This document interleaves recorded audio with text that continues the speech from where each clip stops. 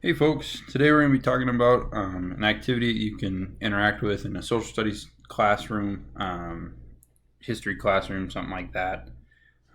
It just kind of, it's great. It's going to be an icebreaker, and I think you guys are really going to enjoy it. I have the handout in front of you guys, and let's get at it.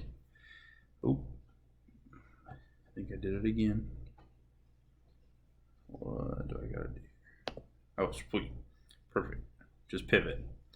So, in terms of relevancy to the topics of life, and in terms of relevancy to students and teachers, history is always relevant throughout it. We teach history so that it's not repeated, and so that people are educated on it, and to create, a social sphere that understands everything going on. So, being able to reach out to students and watch them connect lines between either what we're learning in class or what they know personally in their own lives is going to be really important. Teachers can use this activity as a daily icebreaker activity in order to ignite, or like the car ignition, kind of gets them going, starts their minds for the next hour or so. So at the beginning of each class, you'll be paired up with a partner. I say bi-weekly. I just think it gives them a chance to work differently with each student. We'll talk about collaborative ideas later.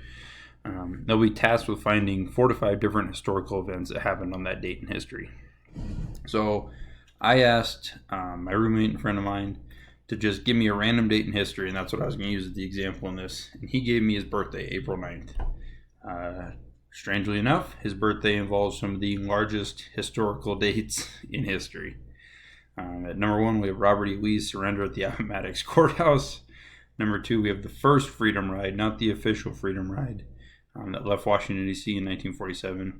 The Chicago 8 pled not guilty to federal conspiracy charges after riots and protests in Chicago, obviously, over the Vietnam War. And then most recently, Baghdad fell to U.S. forces in 2003. And so his birthday is fairly significant. But this is something that they would do. So, your school year is going to be August to June, perhaps. And so they're going to do that throughout those months.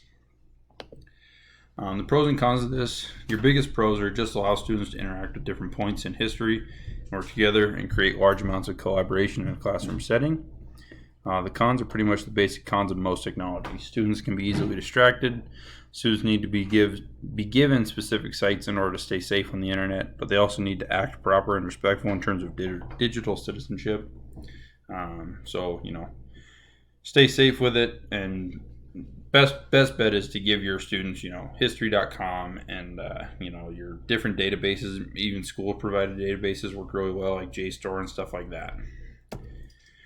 The research, so I read a research study from a guy, actually, he's from Vermont, but he was doing it through Montana State, and he did it on formative assessments in his chemistry class, but with formative assessment in school, students have been proven to understand the basis of a lesson at a much higher rate with formative questions. So, your icebreakers, your check-ins, small, like 5-question quizzes, stuff like that. For one, as a teacher, it allows you to see what they're lacking in and what they don't understand and what they need more instruction on. And 2, it helps them with self-reflection, and it'll bring about questions in their learning, and it'll allow you to kind of interact with that, and you can really work through a lot with them.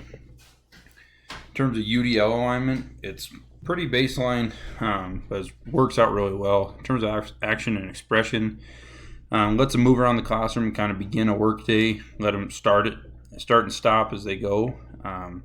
Representation, you could look at sports history, you could look at gambling history, you could look at really anything in terms of what happened on that day in history. And then with engagement, it optimizes the autonomy of learning and allows students to kind of correlate history to their own, like I just said. Works out really well for them. I think students are really going to enjoy this. As you can see on the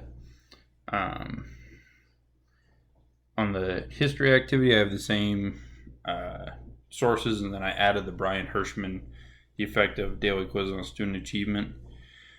That's a really great source for anything like that in terms of formative assessment. And I think this day in history activity would be an awesome thing to start each day with in a history classroom.